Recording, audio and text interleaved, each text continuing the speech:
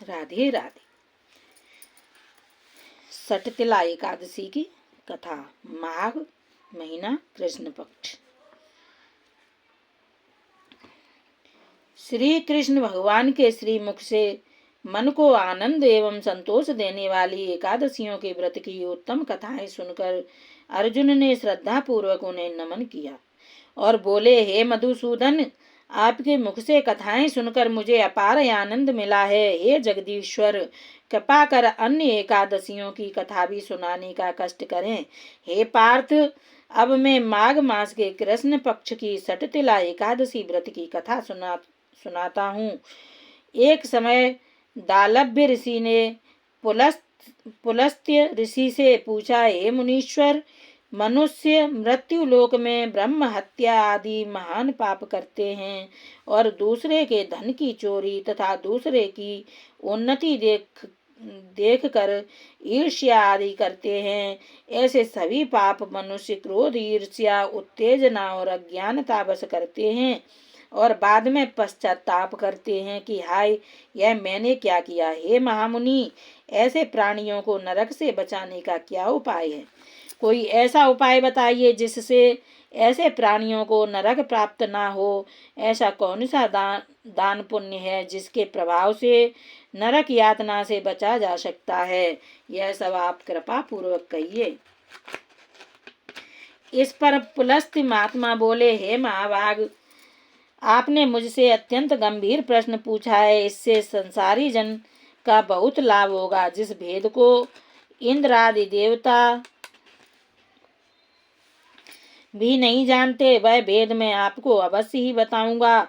माघ मास आने पर मनुष्य को स्नान आदि से शुद्ध रहना चाहिए और इंद्रियों को वश में करके तथा काम, क्रोध, लोभ, मोह, ईर्ष्या तथा अहंकार आदि से सर्वथा बचना चाहिए। पुष्य नक्षत्र में गोबर, कपास, तिल मिलाकर कंडे बनाना चाहिए। उन कंडों से 108 बार हवन करें।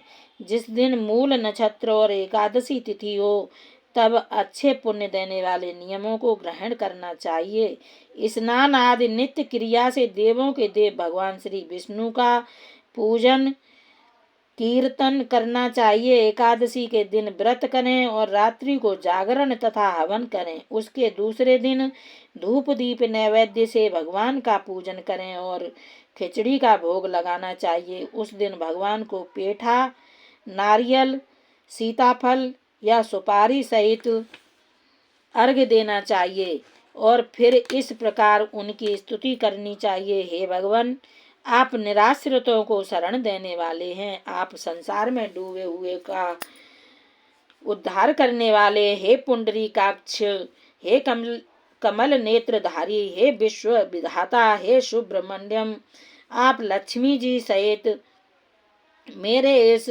तुच्छ अर्घ्य को स्वीकार कीजिए। इसके पश्चात ब्राह्मण को जल से भरा कुंभ तिल दान करना चाहिए। यदि संभव हो तो ब्राह्मण को गौ और तिल दान देना चाहिए।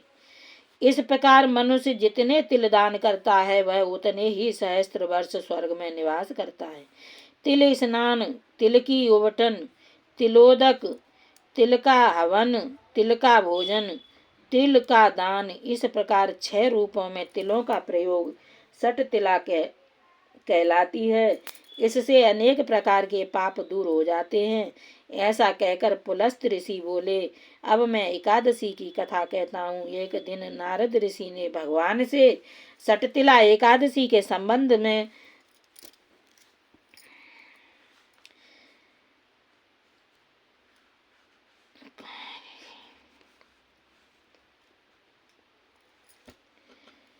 पूछा। वे बोले, हे भगवान, आपको नमस्कार है। सटतिला एकादशी के व्रत का पुण्य क्या है, उनकी क्या कथा है, सो कृपा कर कहिए। नारद की विनती सुनकर श्री विष्णु भगवान बोले, हे नारद, मैं तुमसे आंखों देखी सत्य घटना कहता हूँ, ध्यान पूर्वक सुनो। प्राचीन काल में मृत्युलोक में एक ब्राह्मणी रहती थी। वह सदैव व्रत किया करती थी। एक समय वह 1 माह तक व्रत करती रही। इससे उसका शरीर अत्यंत दुर्बल हो गया। वह अत्यंत बुद्धिमान थी, फिर भी उसने कभी देवताओं तथा ब्राह्मणों के निमित्त अन्नादि का दान नहीं किया। मैंने सोचा कि इस ब्राह्मणी ने व्रत आदि से अपना शरीर तो शुद्ध कर लिया है और इसको विष्णु लोक भी प्राप्त हो जाएगा, परंतु इसने कभी अन्न दान नहीं किया है। अन्न के बिना प्राणी की तृप्ति होना कठिन है। ऐसा सोचकर मैं मृत्यु लोक में गया और उस ब्राह्मणी से अन्न की भिक्षा मांगी। वह ब्राह्मणी बोली, हे महाराज, आप यहाँ किस लिए आए? मैंने कहा, मुझे भिक्षा चाहिए। इस पर उसने मुझे एक मिट्टी का पिंड दे दिया। मैं उसे लेकर स्वर्ग लौट आया। कुछ समय बीतने पर वह ब्राह्मणी भी शरीर त्याग कर स्वर्ग आई। मिट्टी के पिंड के प्रभाव से उसे उस जगह एक आम वृक्ष सहित ग्रह मिला, परंतु उसने ग्रह को अन्य वस्तुओं से शून्य पाया। वह घबराई हुई मेरे पास आई और बोली, हे भगवान, मैंने अनेकों व्रत आदि से आपकी पूजा की है, परंतु फिर भी मेरा घर वस्तुओं से रहित है, इसका क्या कारण है? मैंने कहा, तुमने अपने ग्रह को जाओ, जब देव स्त्रियां तुम्हें देखने आए